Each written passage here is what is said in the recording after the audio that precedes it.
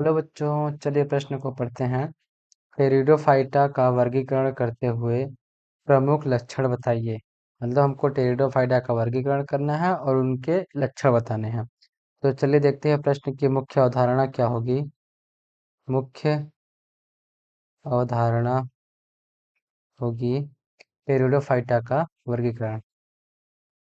Pteridophyta का वर्गीकरण। तो चलिए देख लेते हैं पहले कि टेरिडोफाइटा क्या होते हैं। तो ये हमारे प्रथम संवहनी पादप थे। कौन? टेरिडोफाइटा प्रथम संवहनीय पादप थे। और क्या था इनमें कि यह प्रथम संवहनी भ्रूणी पादप भी थे। ये प्रथम संवहनी भ्रूणीय पादप थे और इन्हें संवहनी उभयचर भी कहते हैं। किनको? टेरिडोफाइटा को क्या बोलते हैं? संवहनीय उभयचर। संवहनी उभयचर क्यों बोलते हैं इनको? क्योंकि ये जल और थल दोनों में पाए जाते थे।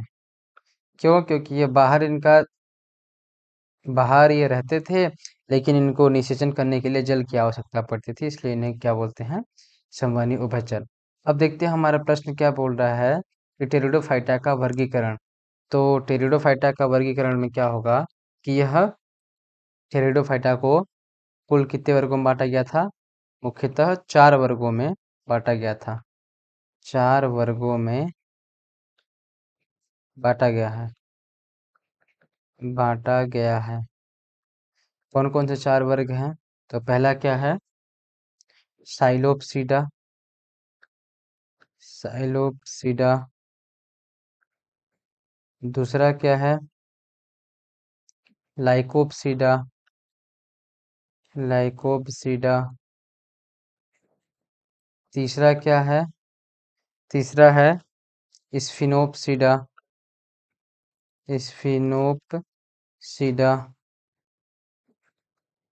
और चौथा क्या है? टेरिडोस टेरिडोप्सिडा। क्या? टेरिडोप्सिडा।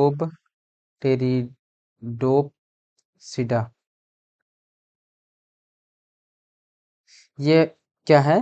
टेरिडोफाइटा का वर्ग।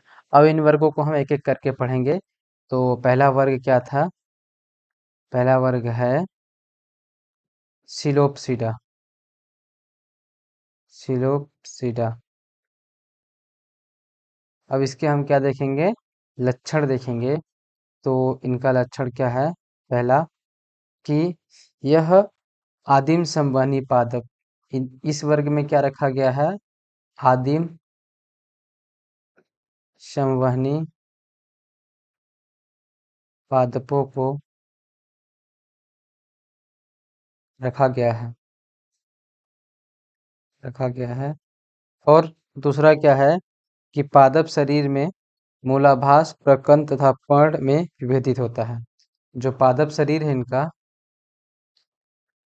पादप शरीर वह कैसा है? मूलाभास, मूलाभास, प्रकंद तथा पर्ण जो कि कैसी हैं? शल्कीय हैं, में विभेदित होता है। विभेदित होता है। अब इसके उदाहरण क्या हैं? इसमें कौन कौन से पाए जाते हैं? इसमें है साइलोटम। इसका उदाहरण क्या है? साइलोटम। अब दूसरा भाग क्या है? दूसरा वर्गीकरण इसका, दूसरा वर्ग है क्या, जिसको क्या बोलते हैं हम? लाइकोप्सीडा। लाइकोप्सीडा। इसमें क्या होता है? मुख्य पादप जो होता है, क्या होता है इसमें कि मुख्य पादप जड़ तना तथा तथा पत्ती में विभेदित होता है, विभेदित होता है। इसके उदाहरण क्या है? इसके लाइकोप्सीडा के उदाहरण है इसका सिलेजिनेला, सिलेजिनेला तथा लाइकोपोडियम, लाइकोपोडियम। अब हमारा तीसरा वर्ग कौन सा है? तीसरा वर्ग है स्फिनोप्सीडा। तीसरा वर्ग कौन सा है? स्फिनोप्सीडा। इसमें क्या होता है कि पादप में जो तना होता है, पादप में तना कैसा होता है? प्रकंद होता है, प्रकंद होता है। और दूसरा क्या होगा इनका लक्षण कि पादप की सतह पर अधिक मात्रा में सिलिका का जमाव होता है। क्या? पादप की सतह पर अधिकांश मात्रा में सिलिका का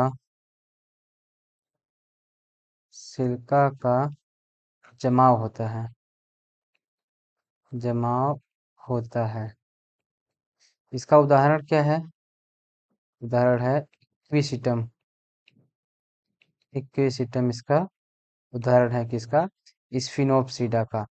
अब हमारा चौथा लक्षण क्या है? चौथा वर्ग क्या है कि चौथा वर्ग है हमारा टेरिडोप्सिडा। क्या? टेरिडोप्सिडा। इसमें क्या होता है कि यह टेरिडोफाइटा का सबसे बड़ा वर्ग है। इसमें पहला क्या होगा कि यह टेरिडोफाइटा का सबसे बड़ा वर्ग है। इसमें क्या होता है कि इसमें अधिकांश सदस्य समबीजाणुक तथा स्थलीय होते हैं। इसमें क्या होगा कि अधिकांश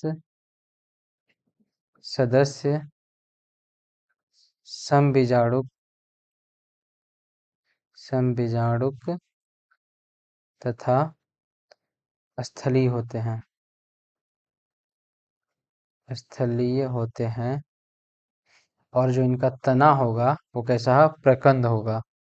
तना प्रकंद होता है, तना प्रकंद होता है।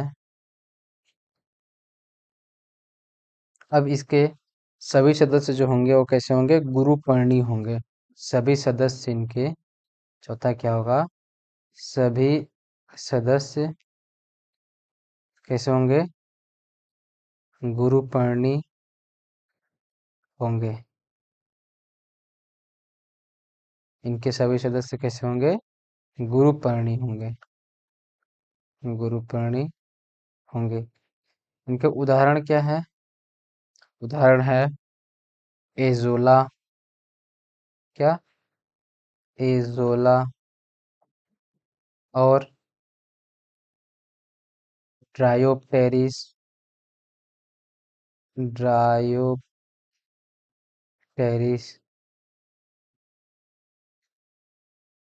टेरिस, ड्रायोप्टेरिस टेरिस इत्यादि क्या है? टेरिडोप्सिडा के उदाहरण हैं। तो ये है हमारा टेरिडोफाइटा का वर्गीकरण। आशा करते हैं आपको समझ आया होगा। धन्यवाद।